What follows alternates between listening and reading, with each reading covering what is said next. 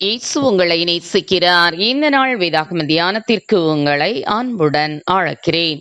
கலப்பையின் மேல் தன் கை வைத்து பின்னிட்டு பார்க்கிற எவனும் தேவனுடைய ராஜ்யத்துக்கு தகுதியுள்ளவன் அல்ல. லூக்கா 9:62 அமெரிக்க தேசத்திலே ஆத்தும பாரமுள்ள சபை ஒன்றிலிருந்து ஆப்பிரிக்கா தேசத்திற்கு ஒருவர் மிஷனரியாக அனுப்பப்பட்டார். அநேக நாட்கள் பயணத்திற்கு பின் ஆப்பிரிக்க எல்லை பகுதியை அடைந்தார். அங்கிருந்து ஒரு துடுப்பு படகு மூலம் மக்கள் வாழும் பகுதியை நோக்கி சென்றார். மாலை மயங்கும் அந்நேரத்திலே மக்கள் இடும் ஆரவாரங்களை கேட்ட அவர் காரணம் அறிய துடுப்பை ஆர்வமாய் போட்டு காதை கூர்மையாக்கினார். அவர் ஏற்கனவே கேள்விப்பட்டிருந்தபடி அம்மக்கள் மனிதர்களை சமைத்து சாப்பிட்டுக் கொண்டிருந்தனர். அவருடைய உள்ளத்தில் பயம் ஏற்பட ஆரம்பித்தது. இருப்பினும் தான் அனுப்பப்பட்டதன் நோக்கத்தை கண்முன் நிறுத்தி முன்னேறினார். பின் ஒரு இடத்தில் இறங்கி படகை பத்திரமாக கரையில் கட்டிவிட்டு சென்றார். ஊழியம் செய்ய ஆரம்பித்தார். வருடங்கள் உருண்டோடின. ஊழியத்தில் பலனை காண முடியவில்லை. மக்களிடம் உள்ள நிர்விசாரமும் மாறவில்லை. ஒரு நாள் மிகவும் சோர்வுற்றவராக அடர்ந்த காட்டிற்குள் சென்று கதறி அழுதார். ஆண்டவரே, நான் தியாகத்தோடு தானே இங்கு வந்தேன். ஜெபத்தில் போராடித்தானே ஆத்துமாக்களை சந்திக்கிறேன். ஏன் கனியை காண முடியவில்லை என கதறினார். கதறலுக்கு நடுவே ஒரு மெல்லிய சத்தத்தை உள்ளத்தில் உணர்ந்தார். மகனே, நீ தியாகத்தோடும் ஜெபத்தோடும் தான் ஊழியம் செய்கிறாய். ஆனால் உன் நம்பிக்கையை நீ எங்கு வைத்திருக்கிறாய்? உயிருக்கு ஆபத்து வந்தால் தப்பித்து விடலாம் என கரையில் கட்டியுள்ள படகின் மீதா அல்லது என் மீதா என ஆண்டவர் கேட்டதை அவருடைய உள்ளத்தில் உணர்ந்தார் அந்த ஊழியர். உடன் தானே உள்ளத்தில் உணர்த்தப்பட்டவராக நேராக சென்று படகு கட்டப்பட்டிருந்த கயிற்றை அறுத்தெடுத்தார். படகு தண்ணீரில் மிதந்து எங்கே சென்றதோ தெரியாது. அன்று முதல் ஆவியில் அனலடைந்தவராக உற்சாகமாக மக்களை சந்தித்தார்.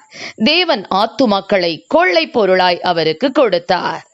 ஆம், எனக்கு அருமையானவர்களே, எலியா தீர்க்கதரிசியின் மூலம் ஊழிய அழைப்பை பெற்ற எலிசா அதுவரை தன் வாழ்வின் ஆதாரத்திற்கு நம்பிக்கையாக இருந்த ஏர் மாடுகளை அடித்து மாடுகளின் மேல் வைக்கப்படும் மரத்தினாலே ஜனங்களுக்கு அதை சமைத்து கொடுத்து விட்டு எலியாவின் பின் சென்றார். என்றோ ஒரு நாள் ஊழியத்தில் சோர்வு ஏற்படுமாயின் திரும்பி வந்து ஏர்மாடுகளை வைத்து பிழைத்து கொள்ளலாம் என்ற எண்ணம் ஒருபோதும் தனக்கு வந்துவிடக் கூடாது என்பதற்காகவே அப்படி செய்தார். ஆம் பிரியமானவர்களே, நம்முடைய நம்பிக்கை எதன் மீது உள்ளது? படிப்பு, பதவி, பரம்பரை சொத்து, பேங்க் பேலன்ஸ் இவைகளின் மேல் உள்ளதா? வங்கியில் பணம் வைத்திருப்பதோ சொத்து வைத்திருப்பதோ பாவம் அல்ல.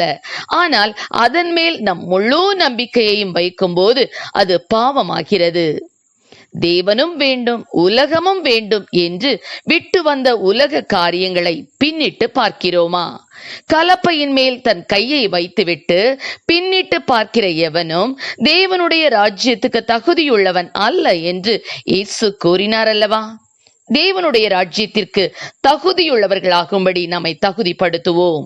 உலகத்தை திரும்பி பார்த்து அதன் பின் போகாதபடி கலப்பையில் கை வைத்து இயேசுவையே நோக்கி முன் செல்லுவோம். தேவன் செய்த நன்மைகளை நாம் எண்ணி திரும்பி பார்த்து தேவனுக்கு நன்றி சொல்லலாம். ஆனால் உலகத்தை பின்னிட்டு திரும்பி பார்க்க வேண்டாம். நாம் ஜெபித்தால் அதற்கான கிருபையை தேவன் நமக்கு தருவார். கர்த்தர் நம்மை ஆசீர்வதிப்பாராக. ஆமென். ஜெபம். எங்களை அதிகமாய் நேசித்து வழிநடத்துகிறீர்கள் அன்பின் பரலோக பிதாவே.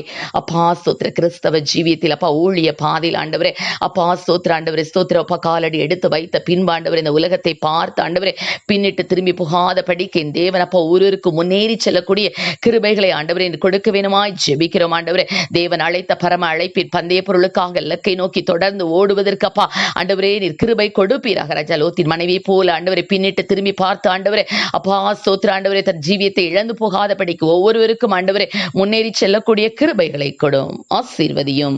இயேசுவின் நாமத்திலே ஜெபிக்கிறோம் நல்ல பிதாவே. ஆமென்.